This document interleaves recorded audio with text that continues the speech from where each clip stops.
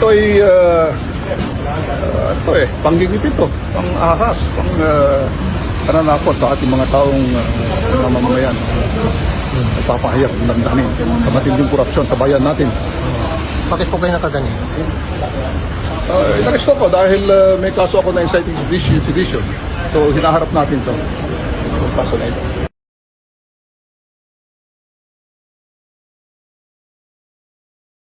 Kailangan naming makausap ang kliyente namin. We are demanding. Pasakayin niyo yung isang abogado dyan. Karapatan namin yon. Yung lawyer, pasakayin Sinong nyo. senior officer? Kausapin ko po. Attorney Topacio po. Di kayo makakalabas dito ang di nyo kausapin ng lawyer. Harangin natin. Doon kayo sa kabila. Kabalkin to. Doon ka sa Sa protocol. Lawyer dapat. Taong bayan ang batas.